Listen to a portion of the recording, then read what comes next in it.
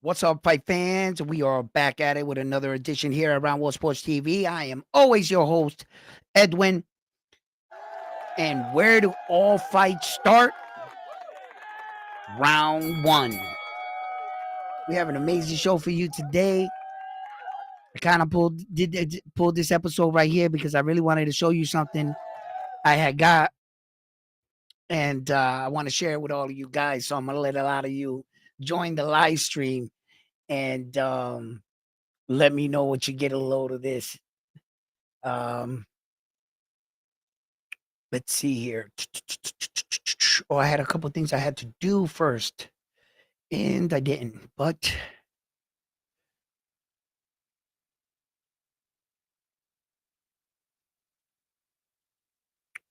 okay, yeah, that's not gonna work for me. All right, I'm gonna have to fix everything later. What's up, buddy? Not well. We're gonna talk about it. We're gonna talk about Naoya Inoue's new opponent and everything that everybody's been saying all over social media, and that's what I was gonna clear up here today. Um, I went back because I as soon as I was talking about Naoya Inoue's next opponent, mad people started flooding my inbox and sending me these texts and links to Naoya Inoue being interviewed in Japan. And the guy in Japan kind of like, you know, it's a little, like I said, in certain languages, things come out backwards, bro. And you're not really quite sure because a whole bunch of people came in and said it's gonna be Pacheco, then MJ and Riyadh season, and then Nick Ball at 126 perhaps. And those are all like everybody kept flooding my inbox, just going through it, right? So what I did was I reached out to some people out in Top Rank, things like that, some of my connections on the inside, and nobody can answer the question, to tell you the truth. No one could answer if Naoya Inoue next opponents were for certain. What I wanted to tell the general public was, you might hear a couple of these things, but don't sketch these things in stone because things are subject to change. And as you can see right now, all of the criticism that Naoya Inoue has gotten in recent months over allegedly ducking MJ at Medallia, which is absurd to think. But there are a few people that are kicking around this narrative like if it was actual facts. Like if he really did avoid or duck MJ. And Naoya Inoue has never ducked any smoke at all. And I'm here to tell you, he will never duck no smoke, right? But these guys keep saying that shit like if he's not that dude. If Naoya Inoue is not him, I'm letting you guys know he's him. Don't be fooled or don't be misled by all these other channels trying to call my man a hype job. He is the best fighter we have today, hands down. And for me, what I went and I did in order to kind of figure it out for myself, I had to go launch my own investigation. Though no one could tell me this, I'll do my own due diligence. I'll launch my own investigation. So what I did was I needed to contact the WBC, the WBA, the IBF, and the WBO organizations because they're who's in charge of their belts. It's not a promoter can tell me anything. I don't want to hear Bob Arum talking. Bob Arum has no control of these belts. He doesn't work with the people with the belts. Bob Arum knows a lot about boxing, but there's some things he's still naive to because it's not his concern. Why look up the rule structures of the belt if that's not your job? Your job's promotion. So although you may think these promoters and everybody have all boxing figured out, that's not so. So what I had to do was investigate the order. And I was a little confused because Naoya Inoue fought Luis Pantera Nari. Luis Pantera Nari was the number one for the WBC. So how the hell did the WBC get in front of the WBA in front of MJ? And I was trying to figure out if there was any credibility to this duck story about Naoya Inoue and MJ. Because if I find out anything about Naoya Inoue, anything remotely funny, I'm going to report it. No one gets saved here at Round One Sports Talk. But the reason why I back Naoya up so passionately, because I know he's him. I know he's him. So I had to go look up the structure of what belt was in line. And what I found out was Luis Pantera Nari was a voluntary mandatory. Naoya Inoue didn't have to fight him, but he chose to fight him because of the disrespect once upon a time Luis Nari did to his country. And by beating the former Japanese champion, Japan wanted get back on Mexico. Because Mexico celebrated that night, walked out the Japan arena with the belt. So, and beat their champion twice. So he gets banned from over there for popping in 5 pounds overweight. Remarkably, he popped dirty in the first fight for a banned substance, which the substance he specifically got banned for didn't give you any speed, no muscle. What he got banned for was a supplement to cut weight. Luis Pantera Nari was taking that to cut weight to make it. So it didn't technically give him an advantage. So they didn't really suspend, Luis Pantera Nari out of Japan for that. But when he came in 5 pounds overweight and he couldn't meet the contractable agreement, they found that as disrespect. So Naoya Inoue chose to fight Luis Pantera Nari. Now, on doing so, I had to go look that shit up. I was like, hold up. Okay, I understand the drama behind it, but what happens if you chose someone, and why did the powers to be allow you to fight that fight? Wasn't anyone sticking up their hand saying, Naoya Inoue, I want to fight you. What's up, Mark? How you doing?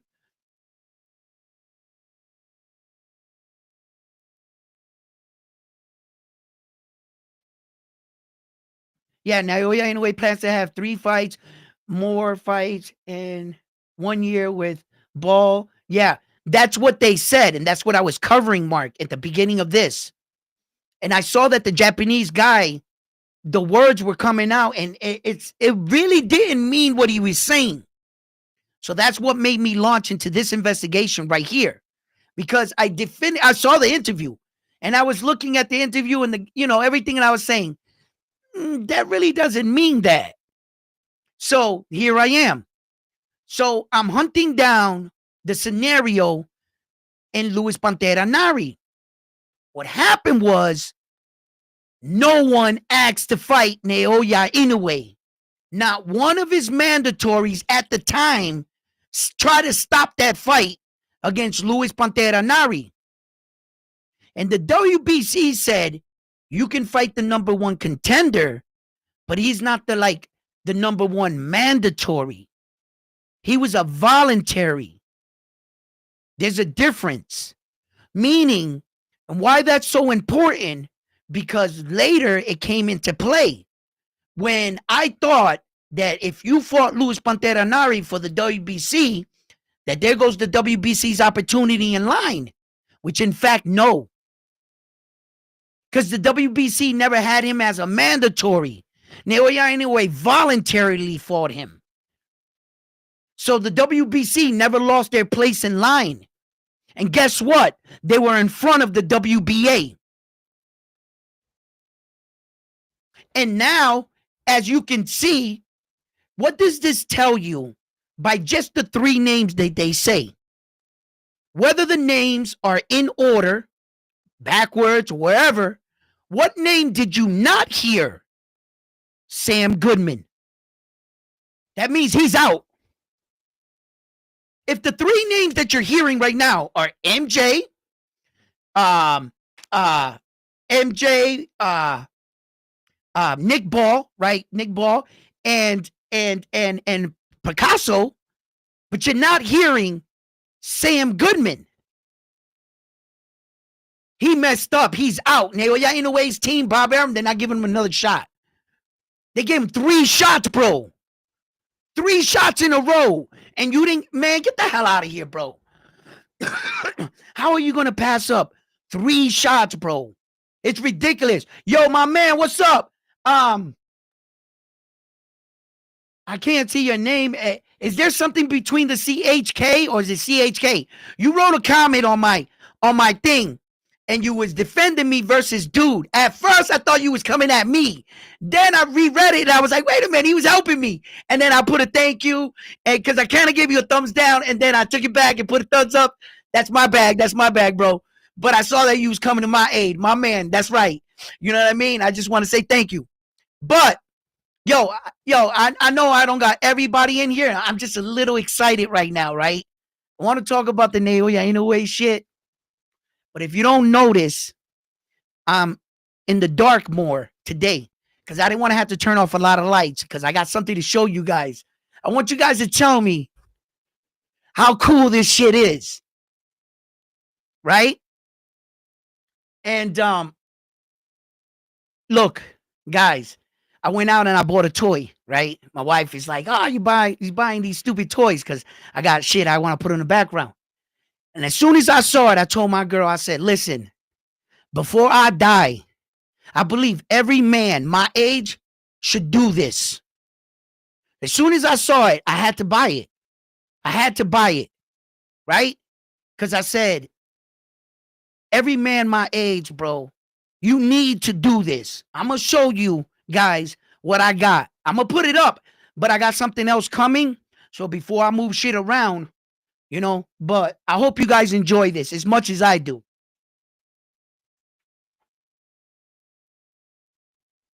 Check this out.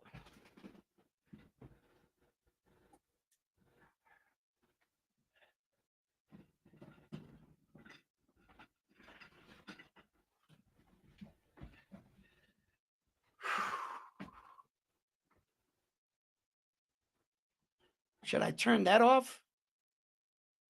Nah, that's good. It's good like that, right? It's good like that. Y'all can hear me, right? Y'all can hear me? Before you guys pass to the next life, I recommend you get one of yourselves one of these and you do this.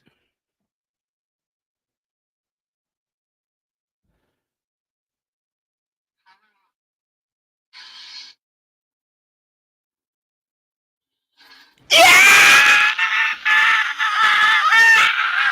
What? This motherfucker is dope! Yo, I recommend y'all do this shit.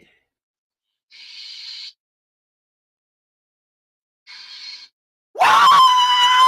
That shit don't get old. Yo, peep game.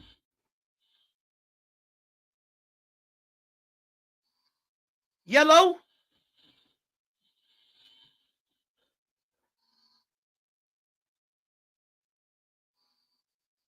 blue,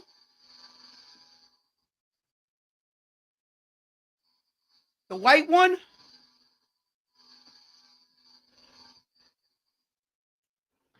Yo, yo, this shit is crazy. I can't put it down.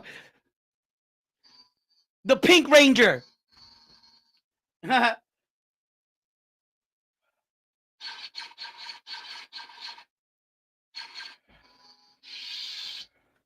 Hold up. I still don't know how to work it. I don't want to cut my arm off though. But if you're going to the dark side, baby, let's get it. Whoa! Whoa! Yo, this.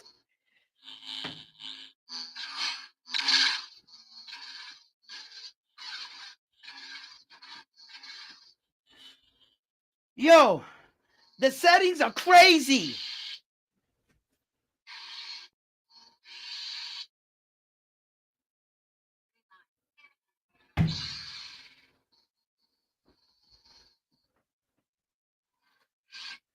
Yo, yo, yo, this shit is crazy, bro. It has music and everything. Yo, the shit talks to you. I don't know how to work it all yet. I'm learning. I got 12 colors.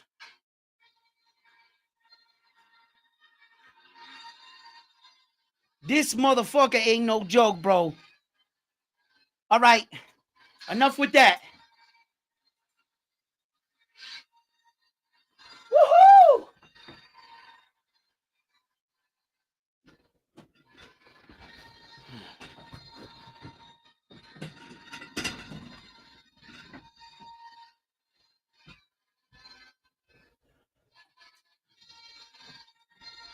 How do I turn it off now?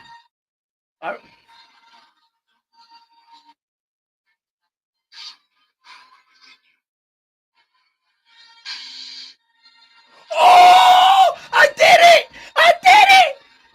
The color one! Yeah, I did it! I don't know what I pressed, but I did it!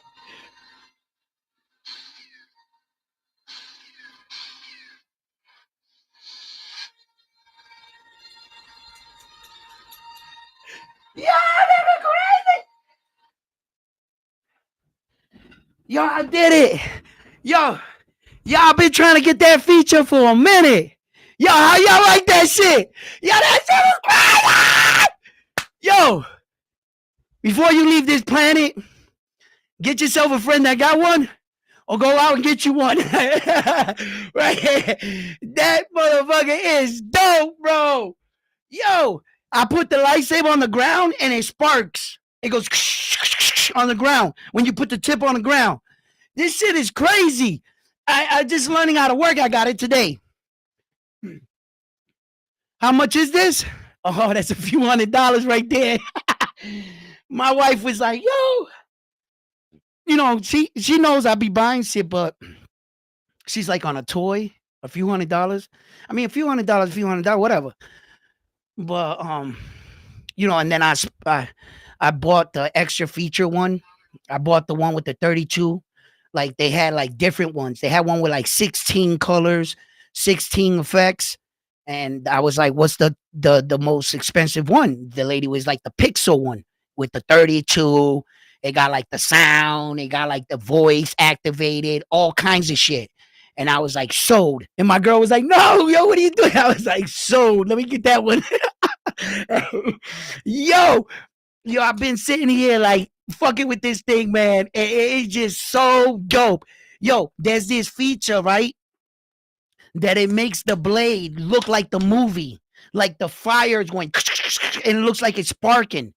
I did it already. I just don't know how to get back there because there's like 32 of them. You got to click through all of them.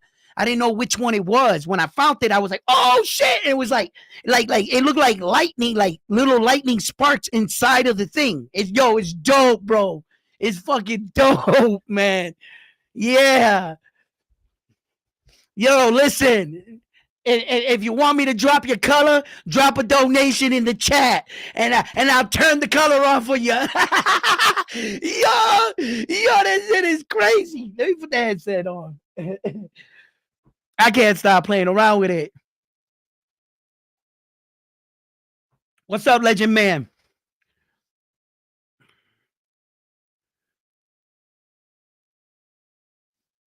Or Shushu? You mean Naoya Inoue movie with 126, featherweight and fight a title? Shushu, look, I don't think Bruce Shushu Carrington is ready for Naoya Inoue, and I think he should stay out of his way. I think Bruce Shushu Carrington needs to recognize, you know, that there's levels to this, but he can have success, and he doesn't have to really cross paths with Naoya Inoue just yet. I'm tired of these guys trying to set up my American guys against these much stronger champions. You know, Shushu is my guy, bro. You know, and I love me some Naoya Inoue because of the fact that he's just the best, right? But I also back my guys, and I'm not gonna just let them set up shoo like that and gas him up like, yeah, my dog, you ready for Naoya Inoue? Bullshit, he's ready for him. He ain't ready for that, man. Let me lock that back in place there. All right. So, no, I would not want to see that. Choo needs too much work. I don't think he's going to catch up to Naoya Inoue's skill overnight.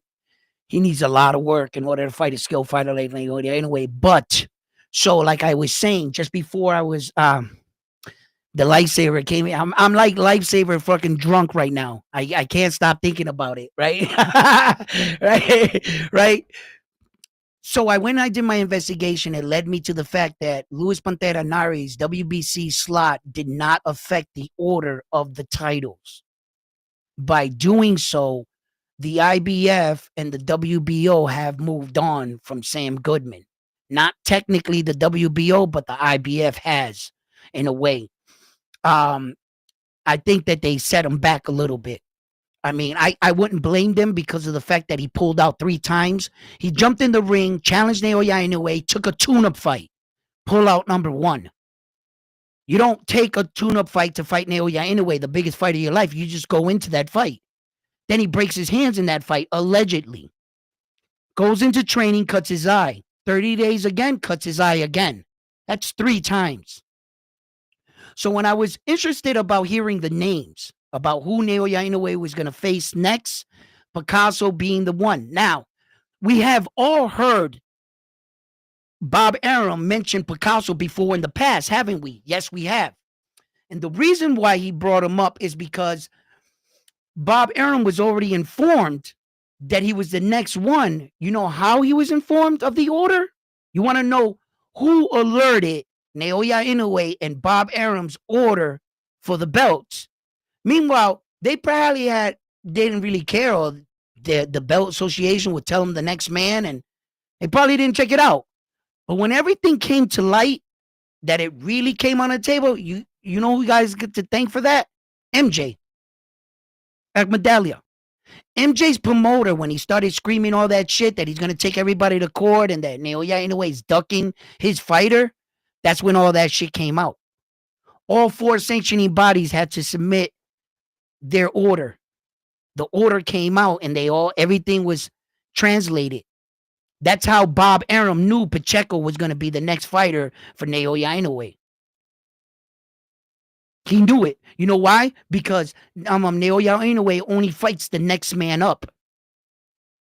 So when the order came out, as soon as he would have fought Sam Goodman, the next guy in line was going to be Pacheco for the WBC. That's why Bob Arum was confident. And that's why MJ and Agmedalia's team didn't argue it when Bob Arum came out right after that whole thing and announced way back then, before the Sam Goodman fight was even announced. I mean, for the 30 days after, even before that, I'm talking just before the 30 days. Didn't Bob Arum say that it was going to be Pacheco? That it wasn't going to be MJ? What did you hear from MJ's camp after that? Nothing, because they knew what they did. See, the WBA could have snuck in line. If no one's paying attention, it's not like, the WBC is sitting there going, yeah, because they didn't have a fighter that was putting in for the paperwork. They didn't have a guy yet that wanted to activate the mandatory. So they were never informed. Do as you want. Remember when Ed Hearn came out in that interview just before MJ went into that fight? In his last fight, he just fought in December. Remember, he was standing there with the other guys from British, and they were talking. And Ed Hearn revealed that MJ was a voluntary mandatory for him. He said, I'm not surprised Naoya Inoue wouldn't fight MJ, the voluntary mandatory. See, he'll lie, but he'll also tell the truth. He addressed MJ as the voluntary, meaning he wasn't first in line for the 4 belts. He has 4 mandatories, all of them legit. Next man up is the one with all the power. These guys can say, oh yeah, he's ducking me because I legitimately have a mandatory. And to the untrained eye, It would sound like he's ducking that guy, but it's not so. It's not true. He's fighting the next guy up. The next guy that actually put in the paperwork was Sam Goodman. Sam Goodman actually put in and said, no, I want to, and he had to fight Sam Goodman. You see? And then Sam Goodman's ripple effect caused so fucking with that dude, caused so much problems and headaches. I don't think Naoya's team's going to ever deal with him again. Think about all the shit Sam Goodman just did to Naoya Inoue. First of all, he had him fight TJ Doheny. Because when he was scheduled to fight Sam Goodman, he decided to take another fight. So Naoya Inoue wasn't going to sit on the shelf. I'm going to fight TJ Doheny. But at the time when he fought TJ Doheny, where the hell was MJ? As soon as the contract was signed with TJ Doheny, he's scheduled a week out from fighting TJ Doheny. All of a sudden, Akmadalia pops up out of nowhere. Yo, you're ducking me. Bro, you know the rules to the game, right?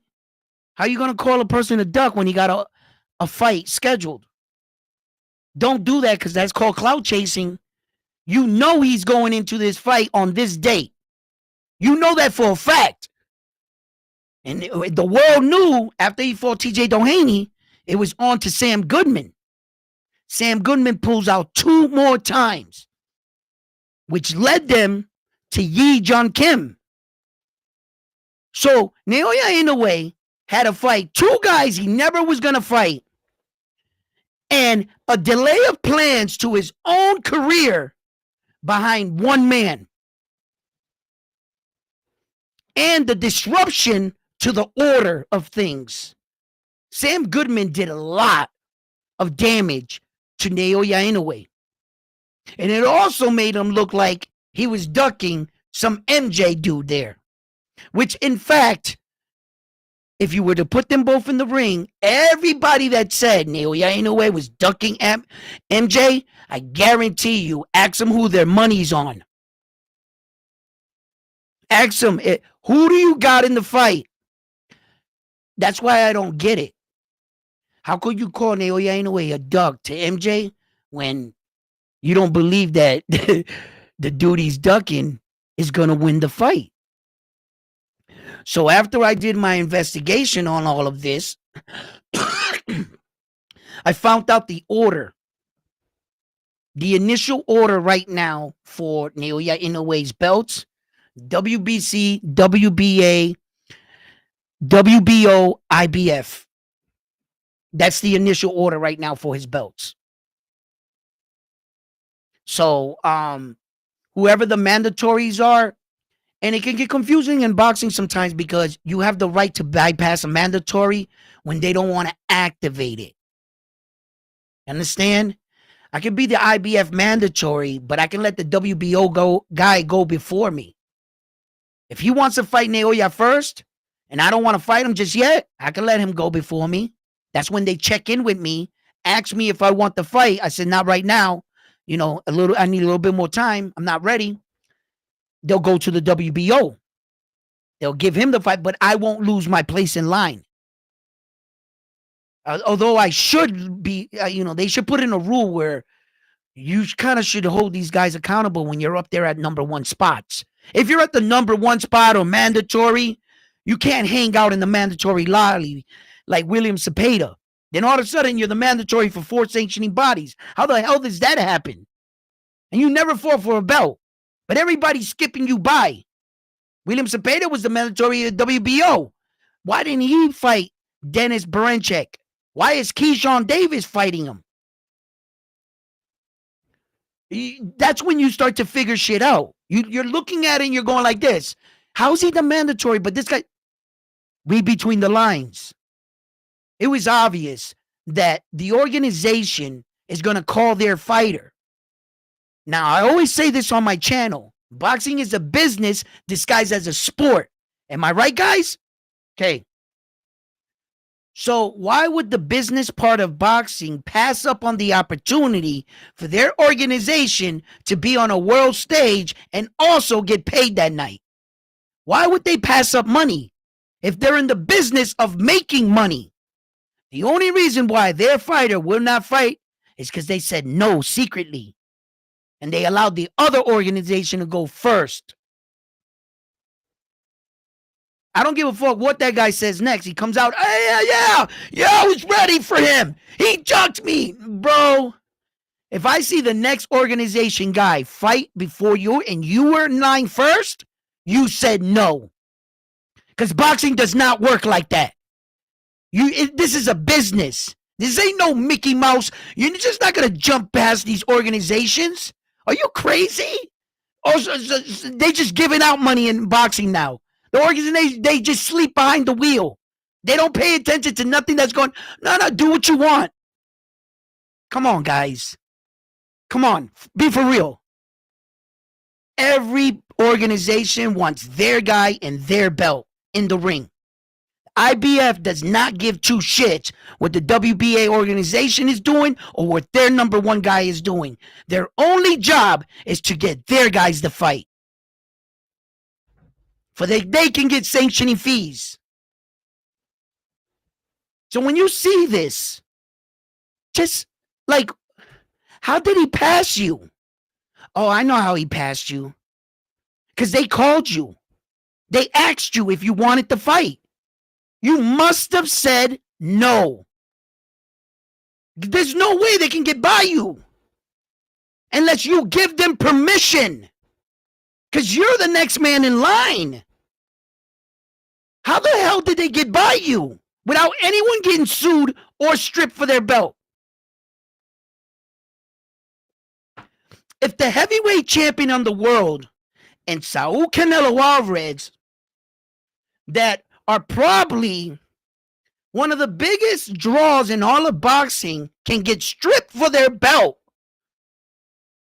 Once the IBF's turn came around with Saul's, once they got to their place, they said, Saul, you're going to fight our guy. Saul said, hell no, I don't want to fight that guy. No one knows that guy. He's a bum. They said, yeah, we've been waiting for this. We've been waiting to let you know that you're at work. And unfortunately, you don't tell the boss what to do. You fighters all think those are your belts, huh? Nah, this is our world stage. Those are our belts. And you don't want to fight our mandatory? Give me my belt. Usyk wasn't champion for a week. They stripped him. Let the right organization come up and let the mandatory of that belt say, yes, I want the smoke. They're going to fight for you. They're going to fight for you. The IBF told Usyk, no, the guy wants to fight you. He's not passing it up. He's not saying, go ahead, fight Tyson Fury. I'll see you after. No, he wants smoke now. Same thing happened to Saul. And as far as Saul, why didn't they strip Saul Canelo Alvarez from David the Monster Benavidez? Yeah, WBC was fourth in line for almost goddamn 3 years. And with all Saul jumping around throughout the divisions, blinding everybody, not fighting nobody in the divisions, none of those titles got defended. When he came back down, he acknowledged the WBA champion Ryder. Then he went back up and did another fight. This, that, those are just games. That's how he was able to do it. But as soon as the guy said, nah, I want to fight him. See, everybody that wanted to fight Saul wasn't the number one guy, the number two guy. It was always like the number 6 guy or the number 7th. The only number one guy that was legit mandatory was David the Monster Benavidez for the WBC. And we all knew that. But as Saul didn't keep, like, right away, defend the belts and keep the order going, he was doing all these gimme fights, fighting Demetrius Bivol, 175, fighting Jamel Charlo, shit like that. The order never moved. That's why it seemed like forever for the WBC to get their turn.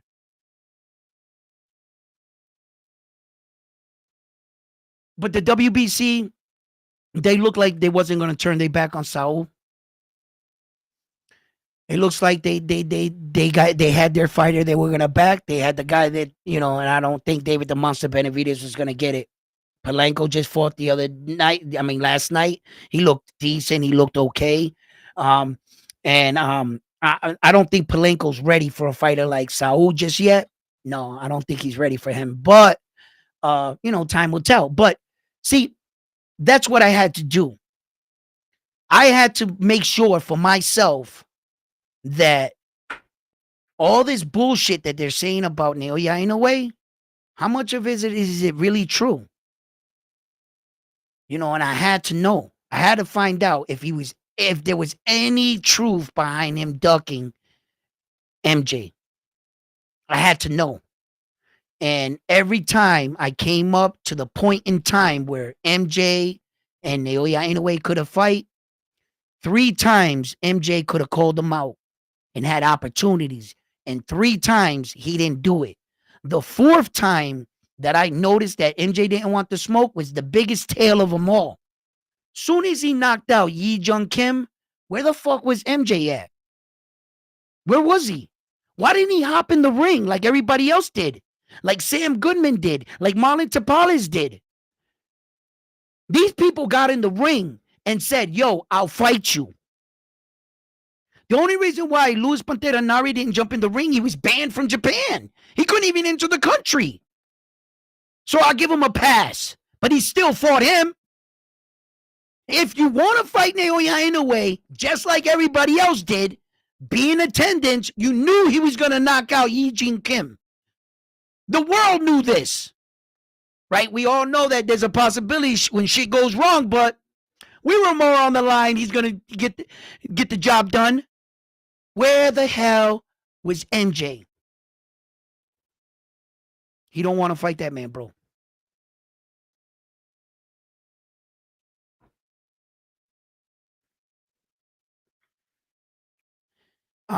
Versus Polanco in Vegas next. Now, when the translator said that, I went back to an interview that I tracked down when Bob Arum said it. Bob Arum had already said that a long time ago, but I had reported to you guys that I thought that was a pissing contest between the promoters with Top Rank and MJ's promotional company. They're not getting along. Bob Arum hates that dude. So I thought that was a gut shot, right? What I found out was MJ gave him the gut shot. Bob Arum had no idea Palenko there at that time was the next in line. When MJ's team pulled all that out of the boxing association and they revealed everything and was like, look, this is the order. This is what he did. This when he fought Luis Pantera Nari, that wasn't a mandatory. That was a voluntary. The WBC's place in line never moved. So they started explaining the rotation to him. When it was all said and done, everybody saw the rotation, and Bob Arum looked up and went like that to him. Thank you for finding this out for me. And walked off. Yeah, so I know for a fact the order. So whether or not Naoya Inoue will stay 122 as planned, 5 fights, 2 fights would be the 7, 126 would be the move. When we discussed this about Naoya Inoue's jump from 115 to 118, 7 title defenses. After the 7th fight, moved up in weight. Right? That's when he was getting bigger. When he was smaller, when he won the belt in the 108, he only defended the title once. And he jumped 2 weight divisions. He was already growing.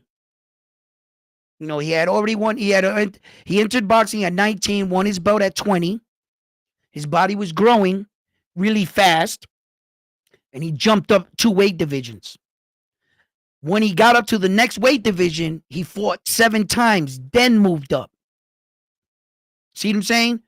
Those two fights, Picasso, MJ, are the 7 fights.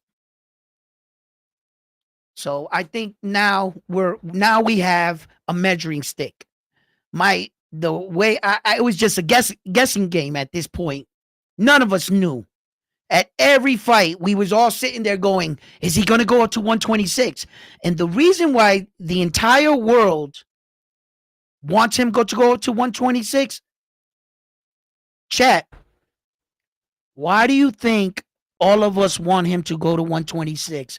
Please, chat, help me make this make sense. Why? What is the obvious answer? I'm not going to even let you guys answer it. I'm just going to answer it for you. Because we believe there's no one left at 122. Am I right? Can I get a 1? Type just a 1 in the chat if I'm correct. The reason why we all want him to go to 126, because none of us feel like there's anybody left at 122. So if the majority of us feel that way, how the hell is he ducking MJ?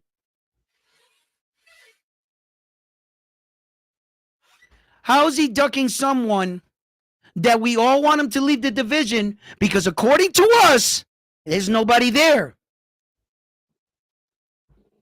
All of a sudden, this mysterious guy comes out of nowhere. Oh shit, MJ, there's the real threat. Yo, they put high heels on him, a nice little dress, put some makeup. They made him real pretty, right? Just not pretty enough.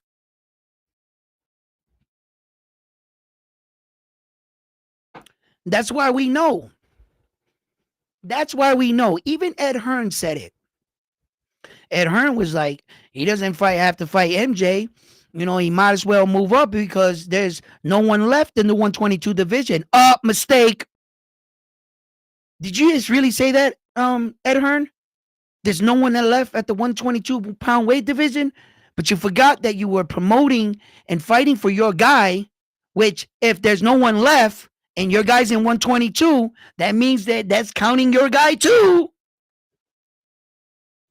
And it's just the truth. It's just the truth, guys. There's no one there for him. So I don't believe this shit. So I had to track it down. I had to find out where the story started, where are we at in it, and what's the argument. And that's what I've been doing basically all day. That's why I really didn't go on from this morning, because that took a lot out of me today. And then the lifesaver came in the mail. I was like, ah! Then I went crazy, right?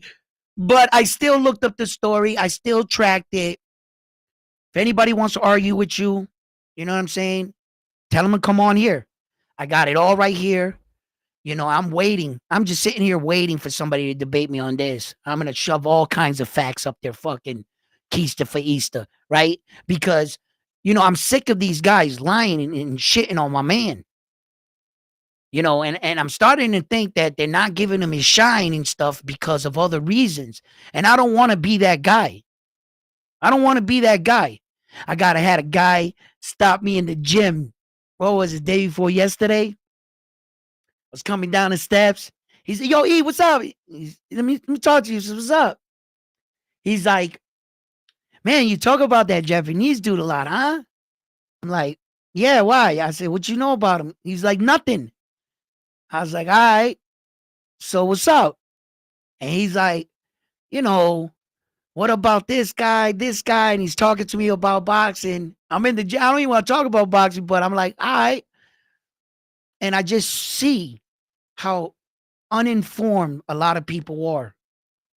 By the time we stopped talking and stuff, I had gave him a couple highlight videos he took on his phone, and I showed him a little bit about him, and boy, he was impressed. He was impressed right away. And I was just like, yo, my man, like, this is like most of the people in the world because he's not in a glamour division. He's got to get to the 130, bro. As soon as he gets to like 130 and up, Naoya Inoue will really, really take off. Unfortunately, he's getting older. He ain't getting any younger. And Father Time is truly undefeated, guys, right? Unless your name is Tom Brady, right? So it's like I can see him going up, to 126, Nick Ball. Um, do we see him unifying? Do you see Naoya Inoue unifying at 126? Can you see that? The only way I see that, two fighters so far, right? This is the route I would take, right? I would take either of these fight, either or. Doesn't matter. I would take Nick Ball and Angelo Leo. Those are the two to unify. You get one belt first and then fight Angelo Leo for the unification. So that's typically probably the way I would go. Angelo Leo has already publicly come out and said he wants to fight Naoya Inoue. He feels he can beat him. The reason why I'm picking Leo is because he already welcomed the fight with Naoya Inoue. So at least we already got confirmation. Well, you know how this goes, right? One day, yeah, I want to fight him. And as soon as he's there, oh, mom, and my mother's calling me. I got to go home. Right? So, but Angelo Leo said he wanted to fight him. Nick Ball said he wanted to fight him. A lot of guys say want to fight him, right? So if this shit stands to be true, Nick Ball's already going to fight TJ Doheny to try to get a measuring stick with a guy that's in with, so he's making plans to fight him. So I'm like, okay, there's your angle. There's your way into 126 rather than the way I thought, which would have been the most logical. Use your WBO championship clause, rules that the WBO champion and the above weight division or lower weight division can challenge either way. He could either go backwards, down in weight, or challenge the champion and up in weight. And it makes him automatically his mandatory. And as far as for the gentleman asking me if the WBA super title has been scratched off, no.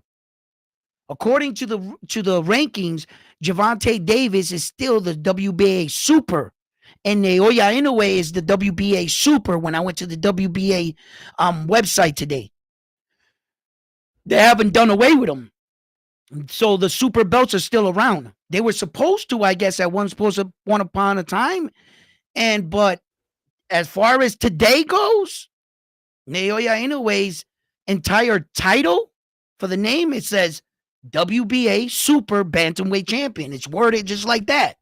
So he's still a super. I don't know if they had like grandfather clause tie him in, because under some things, a grandfather clause means you can have something in your possession, it still be called that, but they did away with it. Understand? So if you lose that belt, that'll be like the last ones. I didn't go too far into the story. I was just checking for Naoya Inoue today. So, maybe I'll check that out. But let me read your comments. Let me stay up with you guys. What's up, legend?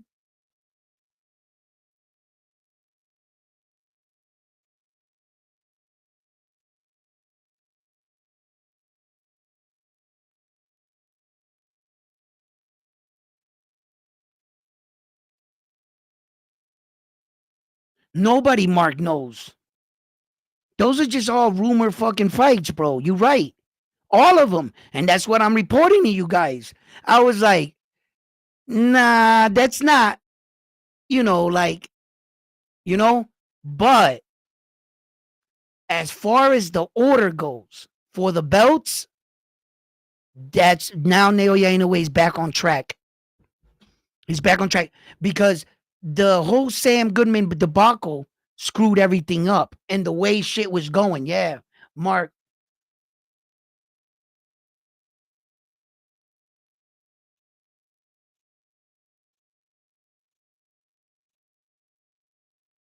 It's on the best fights for him is at 126. Yeah.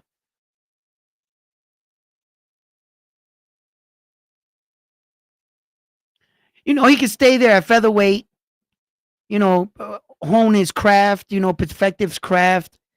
Somebody said he came in on fight night against Yi Jung Kim, 135 pounds.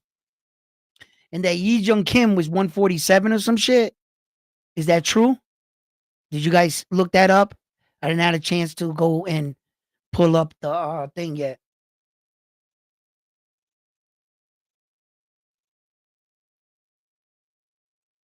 Yeah, they don't understand these things, my man.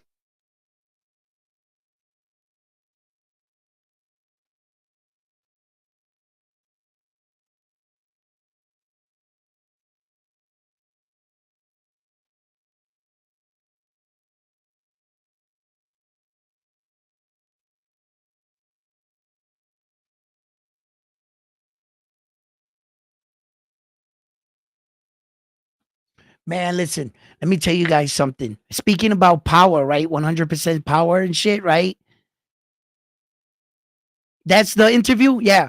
Oh, and speaking of the power, right? Bro, I've rewinded that shot that Naoya Inoue hit Yi Jung Kim with. The sound on that shot, the solid, the way it hit, he took 2 years off that man's life with that shot. Yo, his brain bounced around in his head. He couldn't get up. You could see it in his face. He was hurt that he lost that way. He got knocked out. His body just shut down, bro. He hit him so hard, bro. And then Naoya Inoue, look at the look on his face when he walked off, like a straight killer, bro. You could see this. There's got to be some kind of like deeper rivalry between South Korea and Japan. Now, I know what a rival is, and I already knew that. I already announced that Japan and North Korea has had a rival, rich rivalry, but I don't know how bad it is. I'm not Japanese and I'm not Korean. You'll know it when you're in it. You sometimes we don't even pay attention to other nationalities' rivals, and you walk right into it. And you're like, yo, what the hell is this? Like, boom, boom, like, it'll be like Puerto Rico and Santo Domingo in baseball. And the World Series, like if we play them, we cool and everything until we play you, and all the bets are off. Like, you know what I mean? But I'll I don't want to admit it sometimes, but them Dominican boys can play some baseball, damn it. They freaking good. The whole team can play. The fucking water boy can hit a home run. Yeah, and he's sitting on the bench. Like, them dudes is good, man, right? We don't want to admit it. We don't. But then, boy, man, listen. So rivalries are sometimes something that either a fan rival that's been following it for, they would understand, or the people that are actually in it. Now, I'm not sure how hard or how deep or how long or, no Diddy. Damn, that sounded weird, right? Naoya Inoue and the South Koreans have been battling, but that wasn't a good look. Like, when Naoya, like, it was like a spiteful look. Like, when he knocked him out, he looked back like, if he dies, he dies. Like, yeah, like,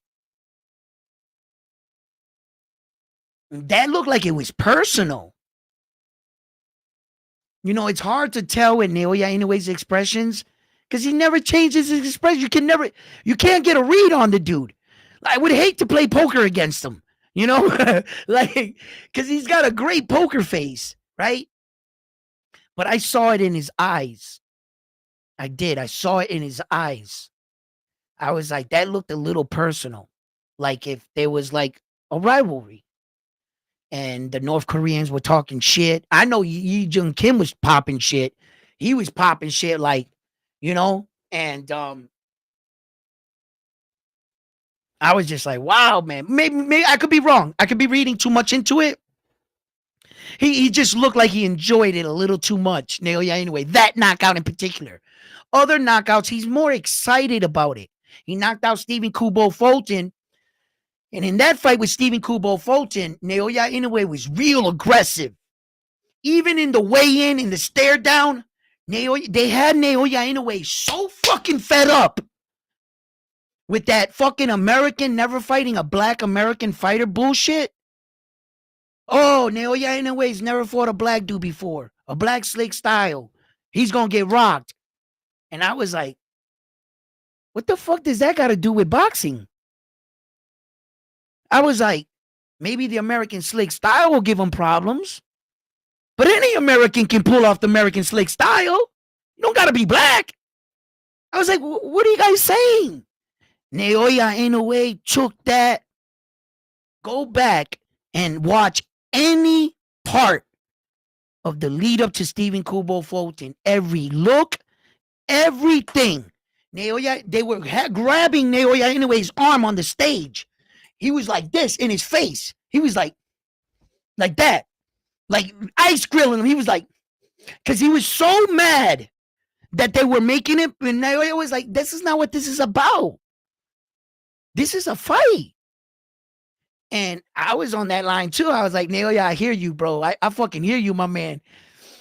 And then in the beginning of the fight, like the first round, you could see Naoya, he was even fighting a little dirty. And he was expecting Stephen Kubo Fulton to fight dirty. Remember when the referee broke him up? Naoya, in a way, still went like this. And Stephen Fulton didn't throw a punch.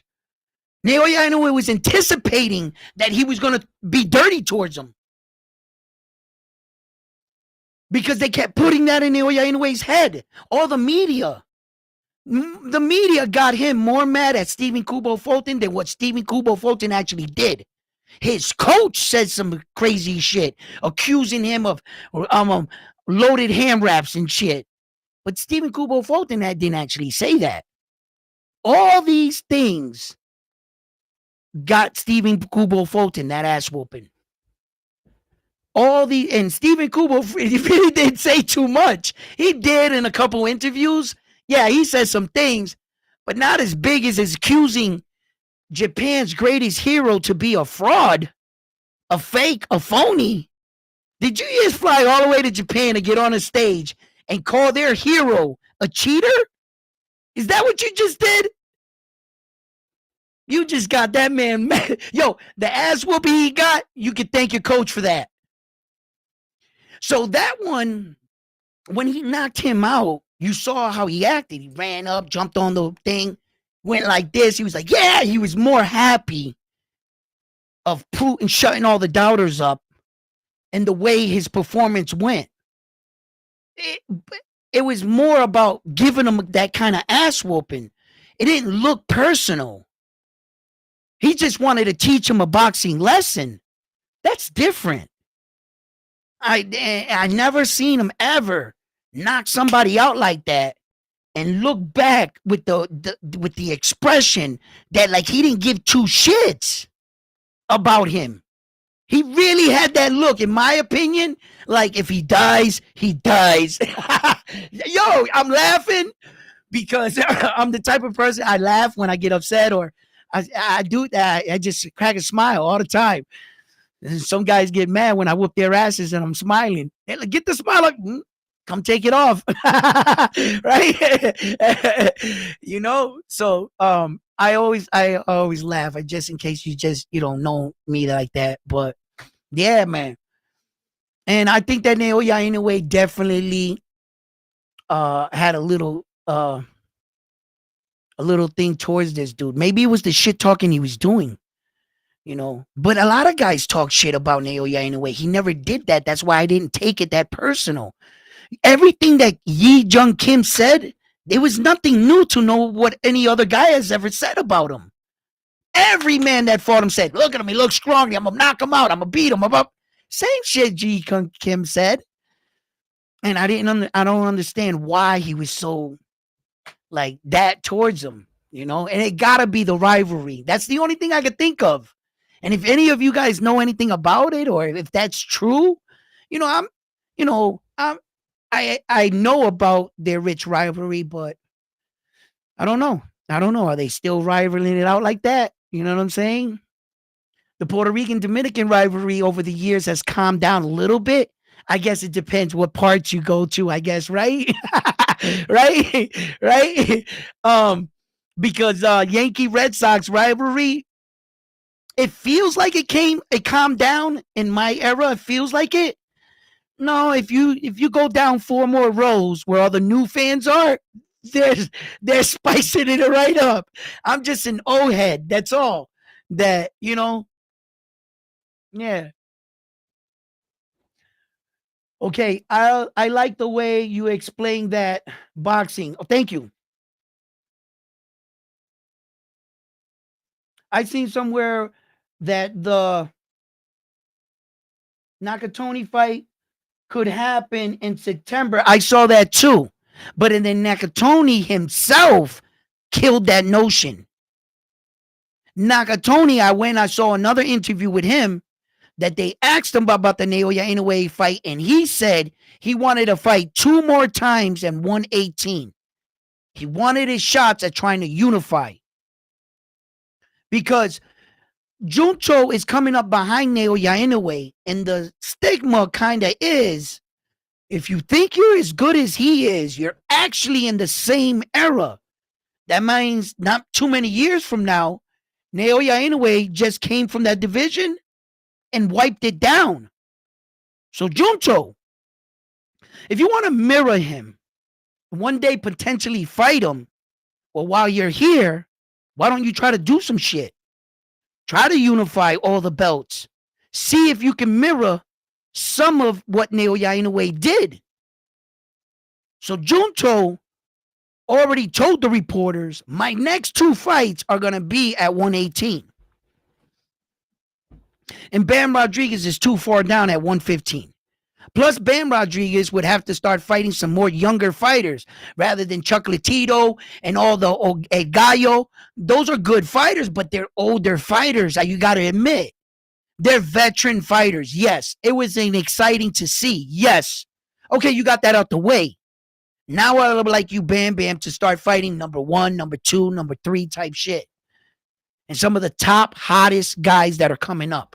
I think they deserve their shot. And Bam, if you want to prove that you're that guy there, I think you should do that. Stop fighting these legends. Chocolatito, yo, great. I get all that shit, bro. I get it all. I know what it's like to fight the legends and get those big. Yeah, okay. Bam, you're young as shit. Put in some work. You already unified belts. Time to move on to other things. Don't keep fighting these old dudes. That's how I feel. Okay? So when I heard about that Junto shit for September, I knew Junto shot it down himself. So I let it go. When it comes down to it, it's all about your SPP, aka speed, position, and power. The monster is speed, position, and power. High level, it could possibly be speed. Yeah.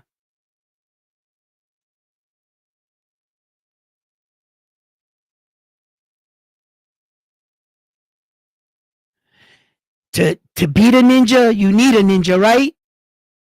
To beat a monster, you're going to need a monster. Right? Carl Dean, what's up? Just watched Alan Picasso and Naoya Inoue upcoming fight in Las Vegas. He is not as fast and powerful as Neri. He's going to get rocked. That's another knockout highlight reel. And Bob Arum knows it. Bob Arum knows it. Just maybe, out of all the guys that are left, MJ gives him the best fight.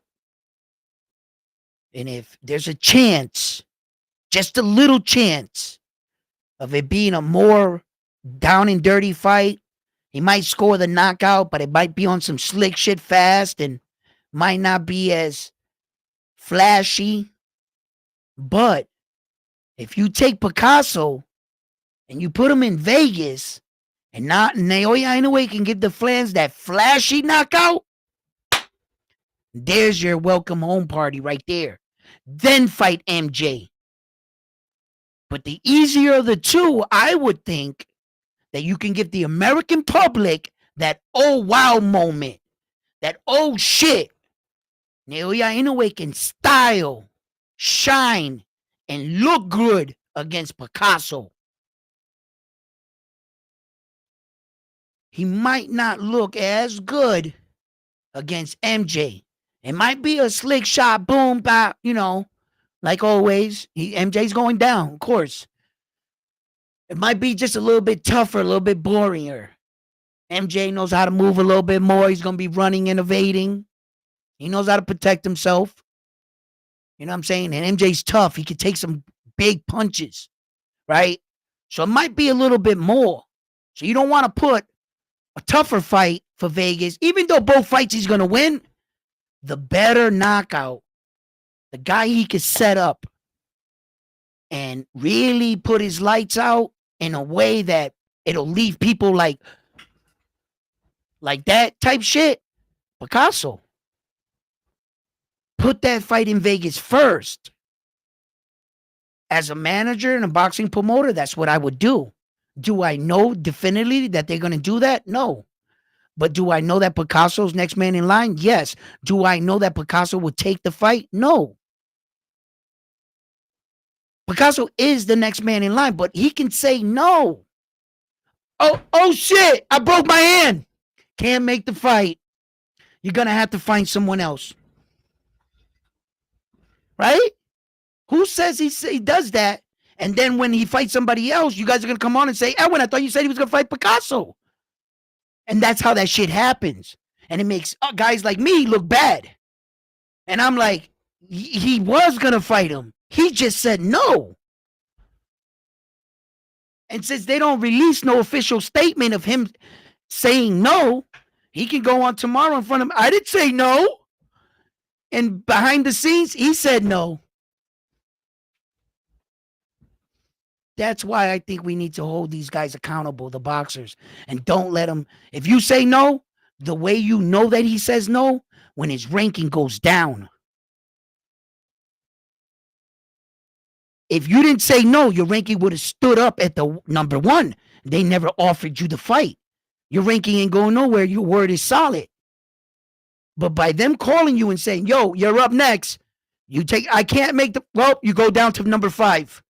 The next day when we wake up, we see him at number 5. That would be revealing to us. And it would also be exposing the boxer. But how can you say no, duck the smoke, and keep your ranking? I don't think that's right. Because the guy, there's no penalty, no consequence. That's why William Cepeda became the number 1 in all 4 major sanctioning bodies. Because he kept saying no and just kept moving up in every other one. And before they turned it around, they looked and they saw, how the hell did you become the number 1 in all 4 and never fight for a title? And no one ever took your ranking away? That's why the WBO came up with that rule. And they're like, yo, if we offer you the fight once and you can't prove, you go back to the end of the line. Got to work your way back up. I think all the major sanctioning bodies should start to do that. Because every time, let's say, well, that's not a good sense. I was going to say Tank Davis, but they're both champions. That you can't do that. You would have to do it with like William Cepeda once again. And we already know what happened there. But yeah. So that's why I'm telling you guys. I did my homework. I know who's next in line. It can make me look bad if the guy next in line doesn't take the fight, obviously. But that doesn't mean that I didn't find out the truth. He just didn't take the fight. And I want you guys to understand that. But I'll tell you right now,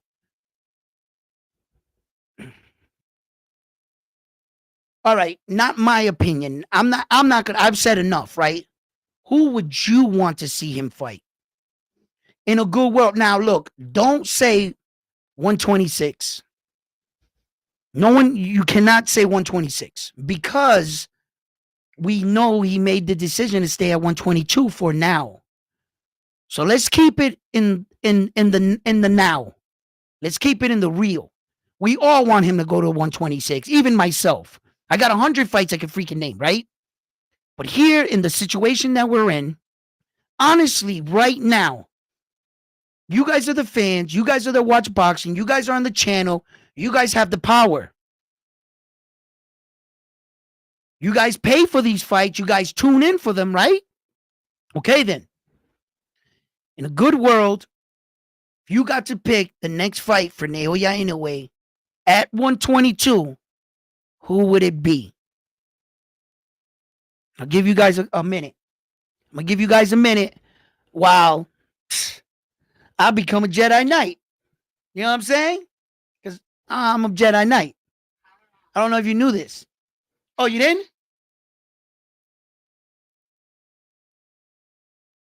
That shit is dope.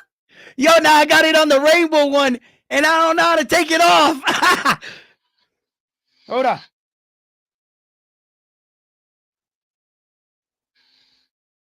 Hold on.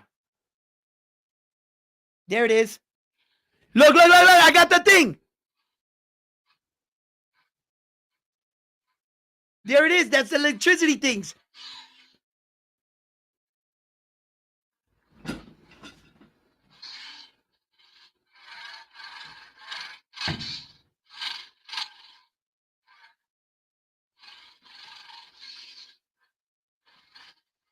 Yeah, I gotta put this down. I gotta put this down. I gotta go to work. Come on. Let's get serious here. The double color? Blue and yellow?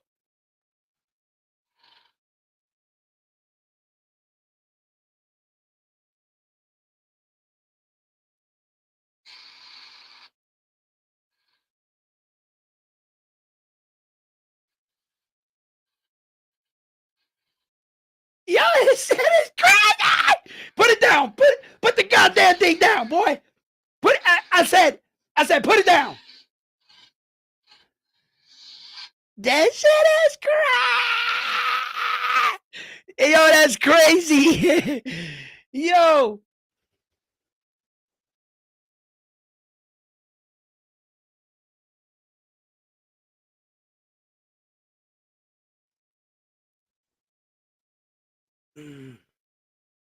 MJ, Sam Goodman. What you saying down here? It's better Sam Goodman will rematch that guy, give him a cut. It's part. Yeah. So you wanted to rematch? You wanted? Wait. You want Naoya Inoue to fight the guy that gave Sam Goodman a cut in sparring? You didn't say that, right? It's better Sam Goodman with rematch the guy in sparring. Oh, he needs to rematch the guy in sparring because the guy cut him.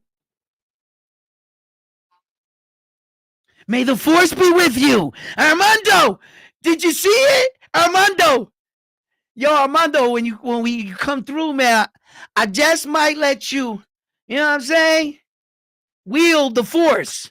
You know what I mean? Yo,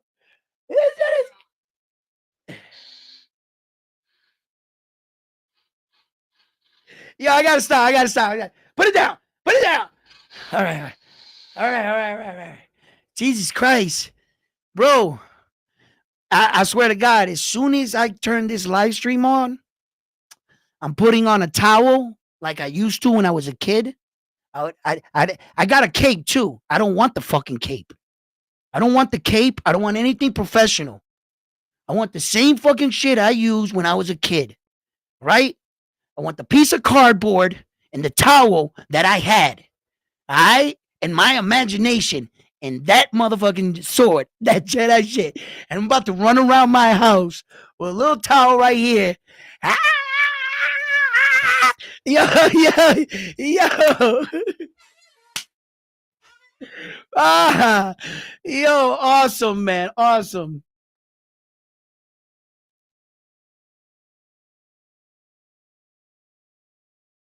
The IBO.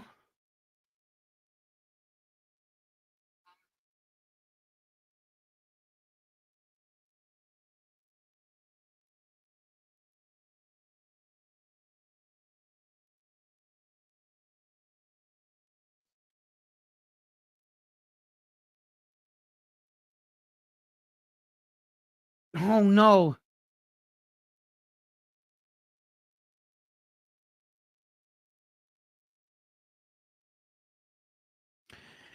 John Casamara.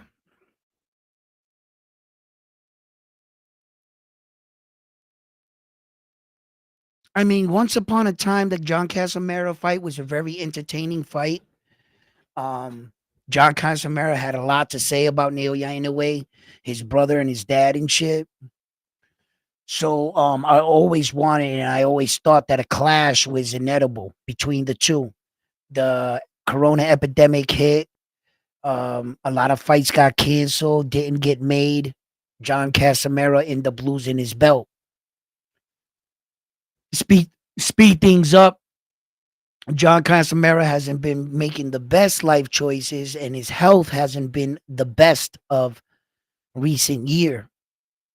He seemed to be getting things a little bit better under control, and he hopped back in the ring. And I had to admit, he didn't look too bad. I thought he would look worse. He didn't look too bad. John Casamero is just not active enough for me, and he's just not beating the right guys to be awarded an Naoya Inoue fight.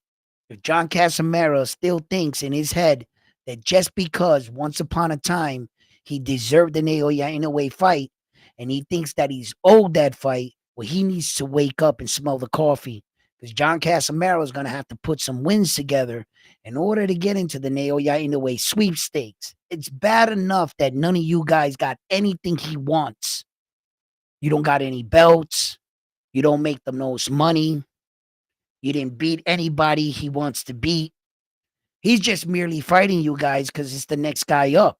So Naoya Inoue, to keep it easy, he legitimately says, just give me the next guy up. Just not to make things complicated. Because none of you got anything I want. Everything in these fights, you guys are coming after what I have. Naoya Inoue stands to lose everything, and he stands to win nothing. Meaning, he'll defend his belts, he'll get recognition for that, but it's not like he's winning more belts. The only person that got a chance of winning the belts is you. All Naoya Inoue has a chance is to hold on to his belts. That's it. So you don't have anything he wants. So in that sense, these guys better be fucking lucky that he hasn't moved up to 126 and that the lottery fight is still in your division. You guys got a potential of fighting that fight. Even if you make only $1 million and Naoya Inoue makes upwards of $6-7 million, that's what he's currently making right now. Naoya Inoue, his last fight or whatever it was, I think it was like 6 point something million. And then Riyadh, the Saudi prince and them, they made him a kind of like ambassador, and the ringside belt is all over him. So I can imagine what kind of money they're giving him on the low for promoting the ringside magazine. There's some money exchanging back there at the lower level. Sometimes you may be looking at these fights from the outside looking in, like Errol Spence Jr. when he fought Terrence Crawford. Errol Spence Jr.'s purse for fighting Terrence Crawford was like $3.2 million. That's all it was. And Errol gave his coach 13% of the purse, right? And then he made 21 million on pay-per-view.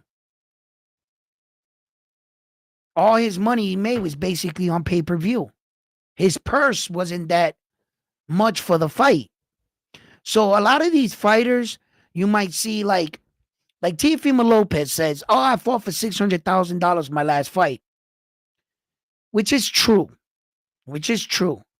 But Tio got sponsors, and he got people that put money in his pocket for other things.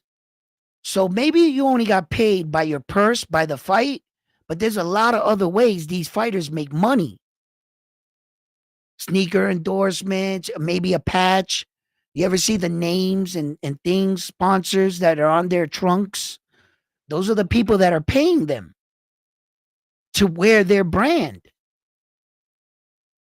So Teal didn't just walk out with $600,000 and that was it. No, he made some other money on other ends. And that's what the career of a boxer can provide for you. A lot of these fighters didn't fight like in the UFC. These guys were fighting for $50,000, but they were being sponsored by Monster Energy Drink, and Monster Energy Drink was paying them $75,000 for sponsoring them. They were actually getting more money from the sponsorship than they were getting from getting in the ring. Errol Spence Jr. got more money by pay-per-view than what he got for fighting him. That's the business of boxing. So from the outside looking in, it could look like some people are making this kind of money, this, that, and the third, right? And some people might argue that Gervonta Davis makes the most money, like Canelo, and that Naoya Inoue is not on Gervonta Davis's level. And I disagree. Gervonta Davis, I am in agreement. You do make more money. You make money with pay-per-view. You make money on your live gate. You make money getting paid for your purse. You make money on your endorsements. And I can't lie, you make a lot more money than Naoya Inoue. But like I said in my previous video, in attendance, who showed up to your fight? How many people showed up to your fight? And Tank Davis only fought in arenas that can only be filled by 10,000, 13,000, 16,000 people. Those are the capacity of the biggest arenas he's ever fought in his entire life, including Vegas. Naoya Inoue crushed his attendance with one fight in the Tokyo Arena. 55,000 people, Jack. And I don't know what 55,000 people pay, but that's still 55,000 people. So as far as fighting, like Anthony Joshua, those massive crowds that he would 90,000 people, that's fucking crazy. That's football stadium numbers. You know, you don't. That's crazy numbers, man. For a person to come out and see one guy fight, it's not like a football game. You got an entire event. You're coming to see two guys, 90,000, bro. That's some shit, man. So Naoya Inoue had 55,000 people in that Tokyo. That's the capacity. What showed up?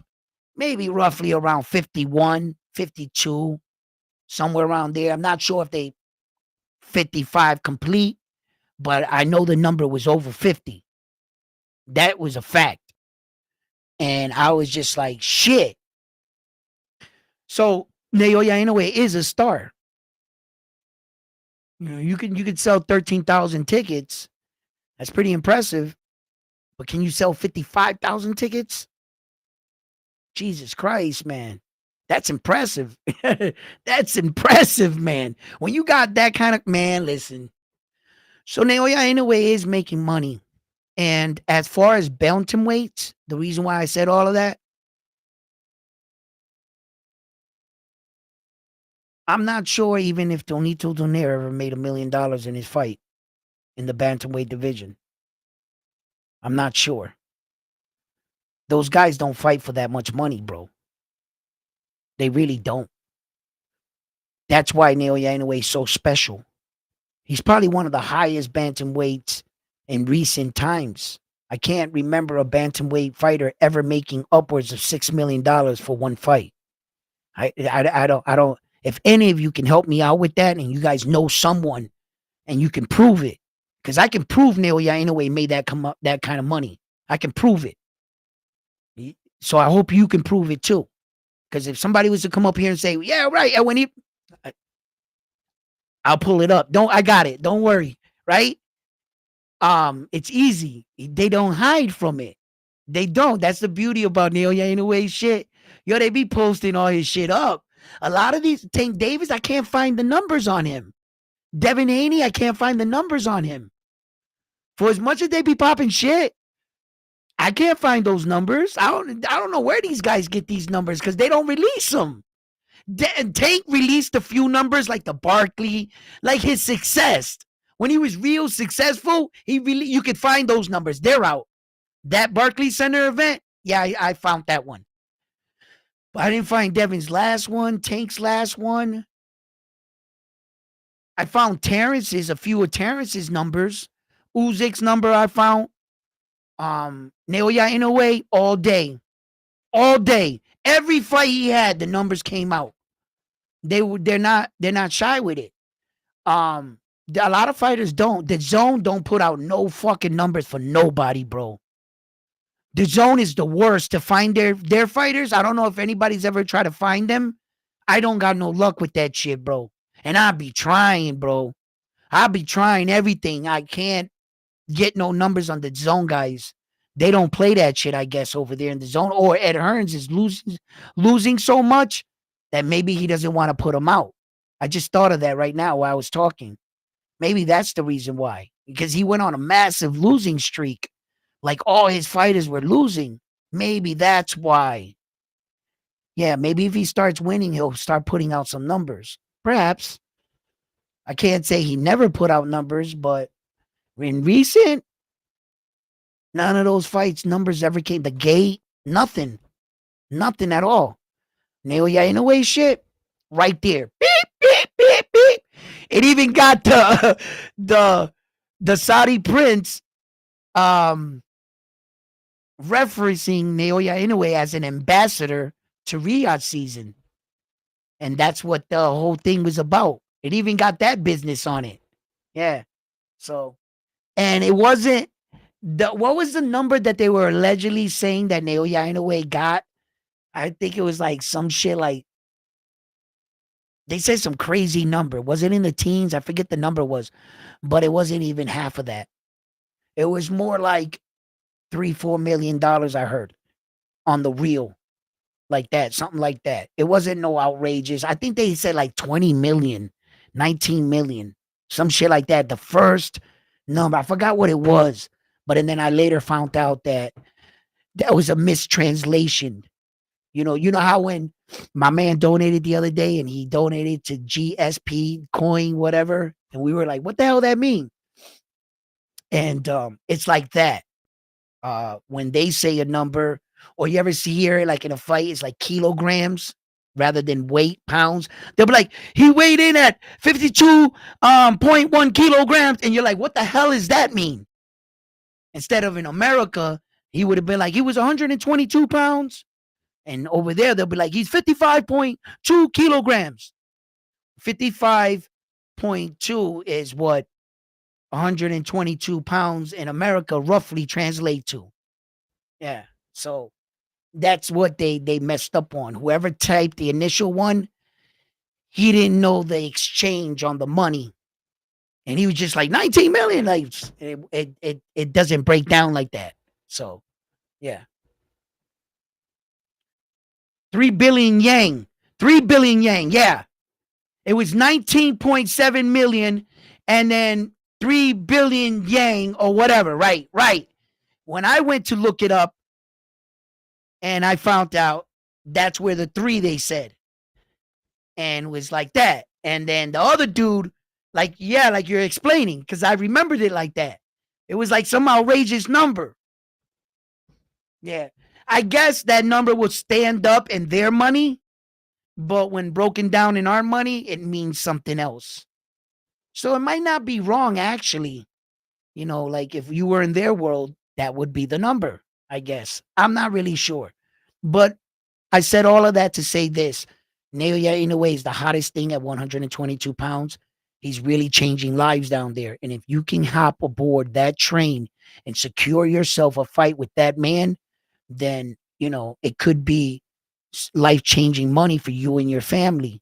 $1 million, $2 million, after taxes in your country, whatever. You might be able to live comfortable off that money for a long time if you're smart. So a fight with him is really important. And that's why when Sam Goodman and his camp did all that fuckery shit, I was just like, bro, you can let Naoya Inoue leave and you could be scared of the loss. Once he leaves, you could fight 5 times and might not make the kind of money you were going to make in one night with him. Was it that important to protect your O? Just to stay undefeated, did it mean that much to you that you passed up life-changing money? You have no guarantee that even in your next 3 or 4 fights, you'll be able to recuperate that kind of money. Mind you, you still don't have no belts. Perhaps the O that you had was valuable. It was valuable to Naoya Inoue to be able to defeat an undefeated fighter. You could have sold your O to Naoya Inoue's team for a good price.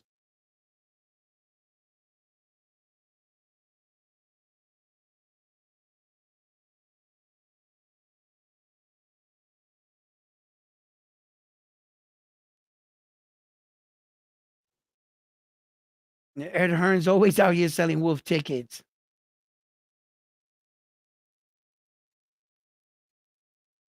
What about Mayweather? Who's the richest boxer? Who's the richest boxer in the world? Former or current? Former, that's a no-brainer. I think Floyd. Current richest boxer right now, currently, has to be Saul on the low. Like, I know his last fight's a little bit down, but still got to be Saul. I don't think nobody makes Saul money. Tank tries to act like he making Saul money, 30, 40 million a fight, this and that and everything. I don't think Tank's making that kind of money. I don't think PBC is really paying him that kind of money. And if he really doesn't have that prime contract, well, then he's never making that kind of money.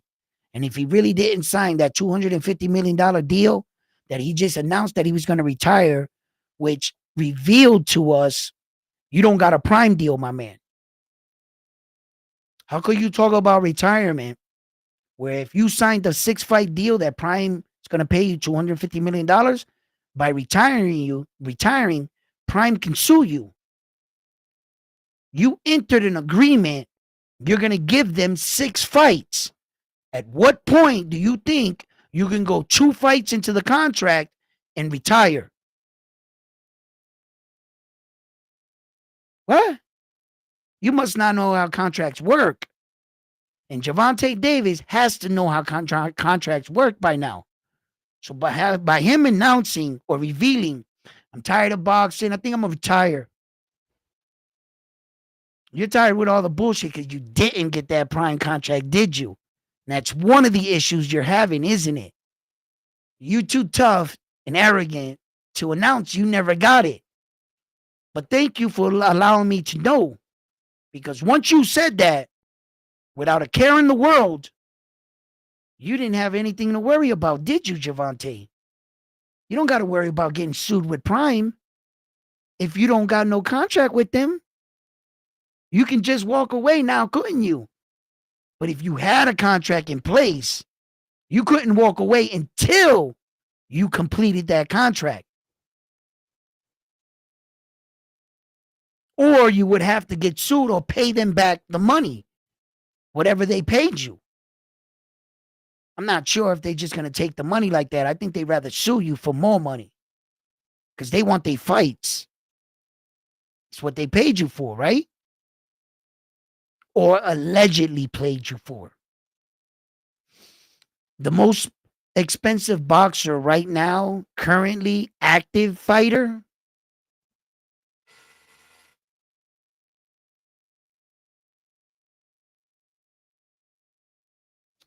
well, Tyson Fury made a pretty penny fighting Usyk. I got to tell you. And Usyk made a pretty penny fighting Tyson Fury. They just hit the rematch. I'm not sure if those 2 fights can cover Saul's career. You know, Saul's been making that kind of money from way back, bro. He's been on pay-per-view for a long freaking time. Saul Canelo Alvarez has had a long reign at the top. It's just not one fight I'm counting here that he made millions of dollars. So if I had to take an educated guess, I'm not saying that this is true. I can't definitively because you kind of caught me off guard here. I never went and looked up money on all the top fighters to see annually who's at the top and whose net worth. That's what I would have to do. Go out and see whose net worth is where. And, you know, and sometimes that's misleading because sometimes these athletes don't report money so that Uncle Sam doesn't take it all. You know what I mean? You could have a little bit extra, you know what I mean, in the back pocket. But on the books, on the record, I haven't looked that up. Educated guess, Saul's the most paid fighter we have today. I could be wrong. Could be wrong. You know, I don't know that many fighters that are next to him. I don't know if Javante took off or if what Tyson Fury and Usyk is getting paid. Um, that's not really something that's important to me or who's getting what money. I kind of get jealous because I don't get it, right? I want a better lifesaver, damn it. Right? right? Right? Uh, I just like the fights and I want to know who the most skilled is. So that's where I focus my efforts on. That's not a bad question. And I'll have for you next time. But absolutely, I think if I had to make an educated guess, it is Saul. And the best skilled fighter of our generation is Naoya Inoue. The second best skilled fighter is Terrence Crawford. And then the third best skilled fighter we have of our generation right now, I believe, is Demetrius Bivol. Yeah, I think he's better. He's more rounded than Tank, Devin, and the rest of them. Demetrius Bivol is smarter than all of those guys. He's just a bigger guy. These guys might be slightly faster or whatever, but he knows what he's doing in there. He knows how to set things up, timing, position, everything. Demetrius Bivol is better than them other guys. He is. And then who I would put like fourth type shit and things like that, that's kind of up in the air right now. I'm starting to see because my eyes allowed me to see Javante Davis. His competition are B-level fighters at best. You would really look at that and get a really so I would have to look up some of these guys' competition in a way before I grade them because listen, for as crazy as it sounds, and I know when I say this, you guys are probably gonna be like, this dude lost his mind now, right? But I still feel this way. Okay.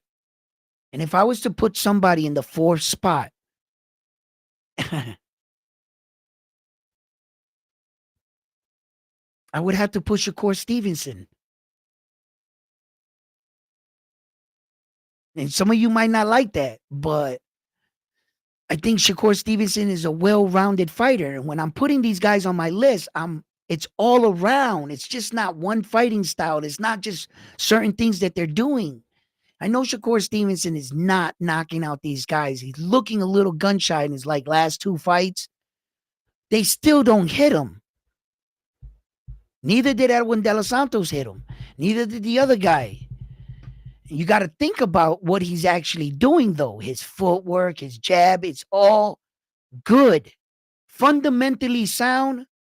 I mean, he's not the great right now, brutally knocking these guys out. But we're talking about skills and the pound for pound list.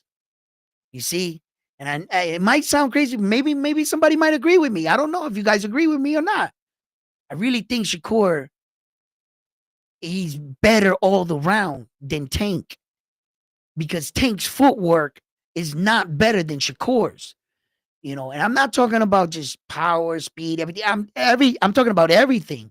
Ring IQ, mental fortitude, the complete package.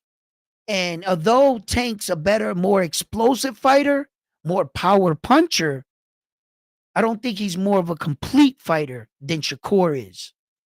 If you understand that, and then if you understood that what I just said, then you would understand where I'm coming from. If you're just a person that watches fights, I can respect that. That doesn't mean you don't not know anything. I respect what you see. I've been there. Now I'm more about the sweet science and what they're doing in every asset of their fighting thing. And I just think that Shakur all around is better than Tank. If they fight, that's a different topic. Who would win? That's a different conversation. I never said anything if they fought each other. No, just talking about their styles. That's it. That's all I'm talking about. And I would give Shakur the fourth spot for that. Yeah. Yeah.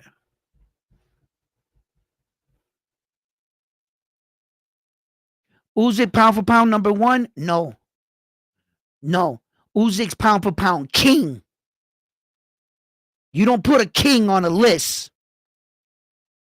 You don't put a king on a fucking list, bro. Usyk does not belong on no damn pound for pound list. He never did, and none of the heavyweights in history. The reason why they started putting heavyweights on the pound for pound list, more money, market value. But they didn't figure out, because that was some dumbass that never boxed that came up with that idea. He didn't realize the reason why we never put him on the list. We never put like Ali and all them dudes on the list back then. Why? Because if for some reason, let's say that you put Terrence Crawford and Naoya Inoue 1, and you were to put Usyk 3rd, what are you saying about the heavyweight championship of the world? It is the most prestigious belt in all of boxing. There is no belt stronger than the heavyweight championship of the world. That's the king belt. Why is it the king belt? Okay, tell Terrence Crawford to beat up Usyk. Tell Naoya Inoue to beat up Usyk. I'll be right here. When Naoya Inoue gets fucked up, right, from Usyk, then you'll know why they have the most prestigious belt in all of boxing. They're the heavyweight champion. He is king. You don't put a king on a list. That's disrespect. How do you put a king on a list? You put mortal men on a list and let them fight it out. Don't ever disrespect the heavyweight championship of the world like that. These guys are disrespecting him. They think they're doing it a service. Oh, Usyk, pound for pound, #1. No. Stop letting them put that shit in your head. No king goes on a list, bro. I don't wait in line, bro. I'm the king.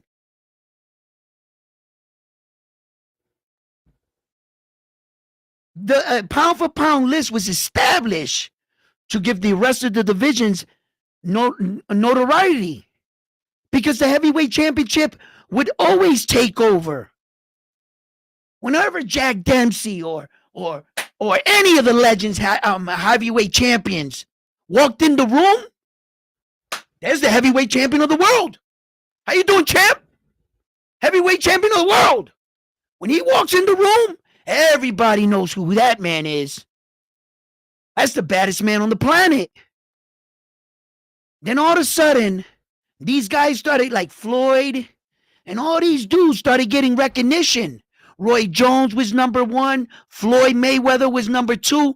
Did you notice there was no heavyweights back then on the list? And Mike Tyson was around. Right?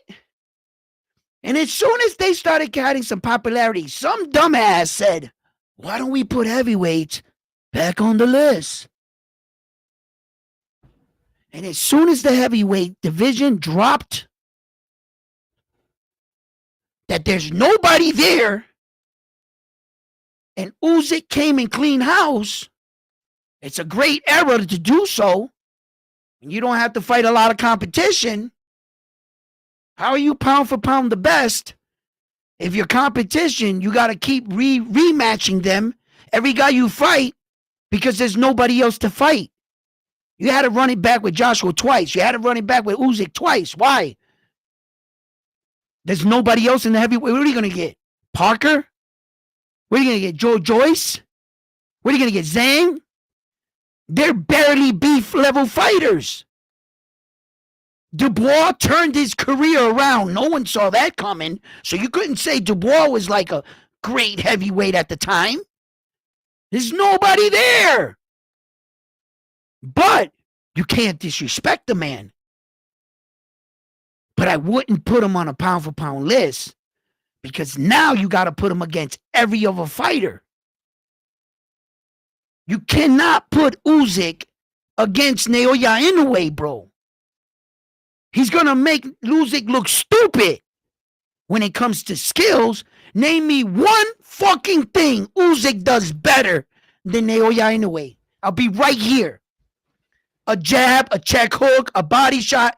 Tell me he throws it with better form, better technique than Naoya Inoue. Understands better timing, has better speed. That would be bullshit. And you know it. So don't do that to the heavyweight champion. Don't put him against Terrence Crawford. Don't put him against these other guys. Because by doing so, people are going to figure it out and say, nah, he's not more skilled. And the heavyweight champion's going to start going down the line, the pound for pound list. And before you know it, you're going to see Usyk's picture number 5. And what kind of image is that going to send through the minds of the young fighters looking? Wow, the heavyweight champion is number 6. He sucks. Changing the page. Don't do that to him. You got to keep the heavyweight championship of the world prestigious. No matter what. No matter what the situation. That's why they kept playing around with the heavyweight championship of the world, and that's why boxing took hits in some years. When people started seeing that the most prestigious belt in all of boxing was a fucking joke, they started watching baseball, football, golf, tennis. Because of shit like this, of men and women that did shit like this and did this to the fans, because this is not your fault. You know why? Because ESPN does this shit.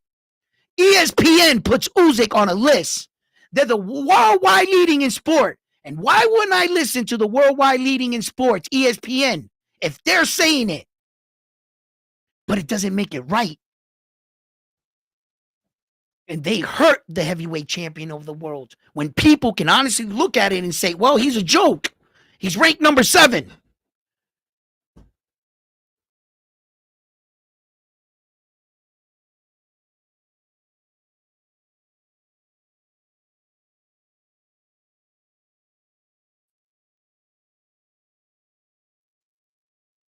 What the hell?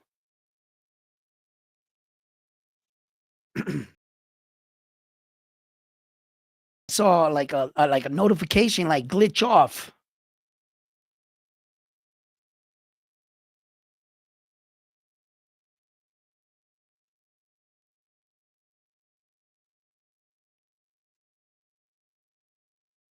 He came from cruiserweight, so he should be on the list. Nah, Mark. Once he came from cruiserweight and he joined the heavyweight division and he won the heavyweight championship, I'm just asking the world, don't fuck with the heavyweight championship of the world. Keep that motherfucker high. My American guys don't even got it anymore. Deontay Wilder was our last American champion. And I'm still on the aside where keep it up. You know why? Okay. Ukraine, you guys might be winning right now. You guys got the heavyweight championship of the belt. We own our own right of amount of belts and every other one. You guys got the best one right now. Cool. Doesn't mean you're winning in boxing because I think you guys only got like 3 champions, right? Or maybe 4, all right? You guys are not winning, but you got a big one. You got a big one, right? And I'm still on the side where I'm like, okay, Usyk, I'll promote you and help you promote that belt to keep the popularity.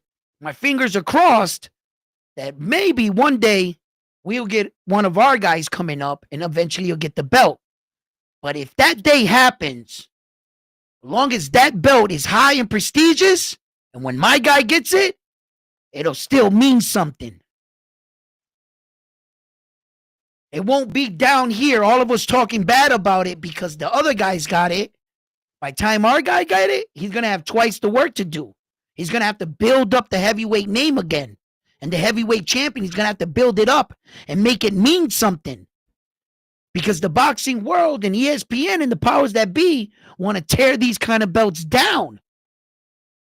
And that's how our sport loses flair. It loses attractors. No matter what the situation is for these guys fighting, I don't give a fuck if there's nobody there in the heavyweight championship and it's the easiest era ever. Usyk's the best and that's it. He's the best in the heavyweight. That's it. He's not the best heavyweight champion ever. No. He's the best in our era right now. Yeah. In this point in time, is he not the best? Yeah. Okay, then. And I want his belts to mean something. I he's not my guy as in the sense of I'm cheering for him all the time for Usyk. Nah, he's great. He's good. I want one of my guys to beat him though. But I'm smart. I'm smart enough to know to love my rivals. And just because you're winning now, I don't have to destroy or shit on your accomplishments or that belt you got. In fact, I need it to stay prestigious. And I want to talk your belt up. And I want the heavyweight champion. I want everyone to know what that means right there. And I want one kid out there, anyone, if you're in boxing, you're an American fighter, you're in the heavyweight division, hear my words. I believe in you.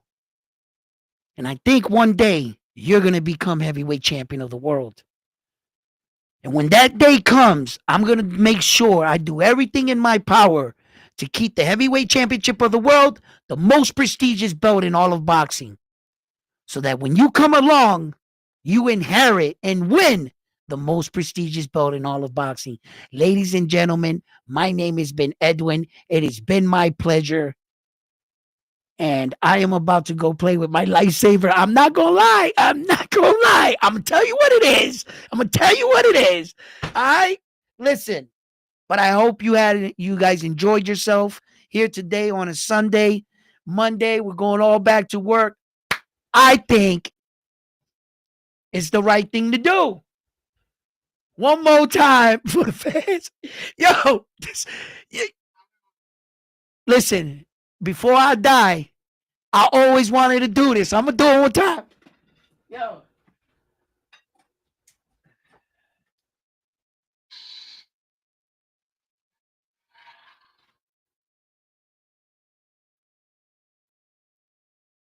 Oh, that was dope. How'd I do that? How'd I do that?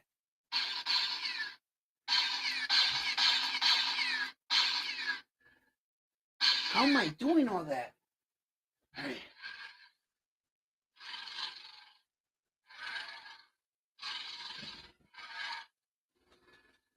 Yo, this shit is Yo, it's just crazy. Hold on.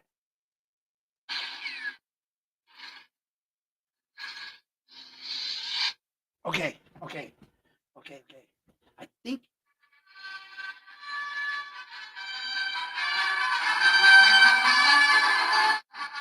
Yo, it got sound effects. Watch. We'll cover you. Roger.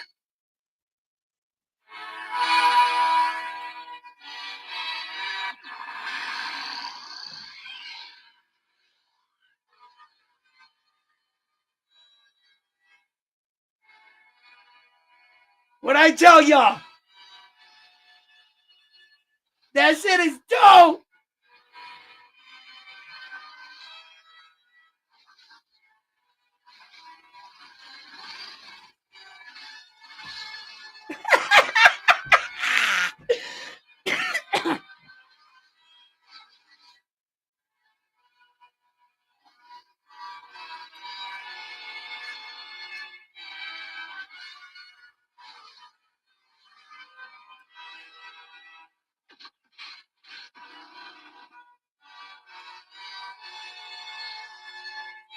Yo.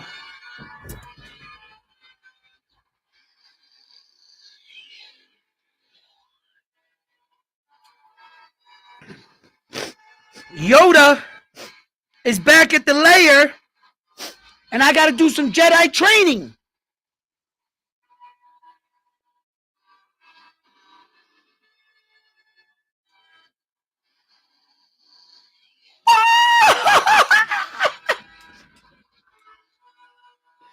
Yo,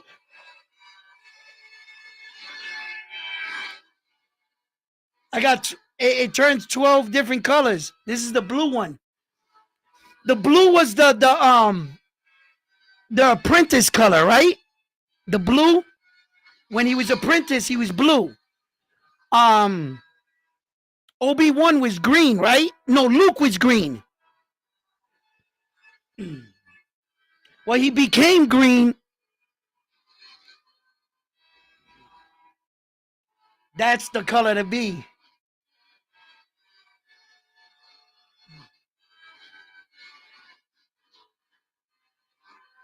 Yo, that shit looks crazy like that, right?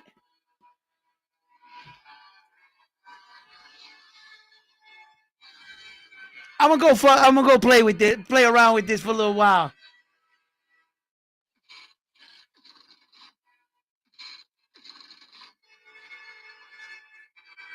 I'm about to put it up here,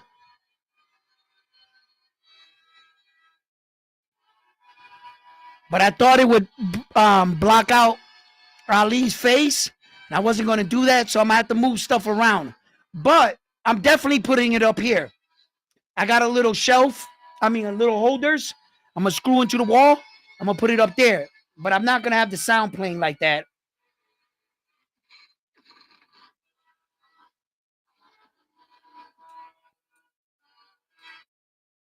Turn the sound off like that, and then it's pretty cool, right? Because you could turn it on different ways. You could turn your wrist, it'll turn on like that. You turn your wrist, it'll turn off. You can press the button, it'll also turn on. But you can't press the button and turn it off. You got to turn it off like this. Shit's crazy, bro. All right, enough with this, because in there, you know what I mean? But if you have a chance, bro, before you die, this is a cool thing to do. For real. All right, fight fans. Love you guys. You guys can't even see me now. Love you guys. And I'm on to the next one after this one here at Round One Sports Talk. Peace, gentlemen. Have a good night. I'm going to go be Luke Skywalker right now and run around my house like a little kid.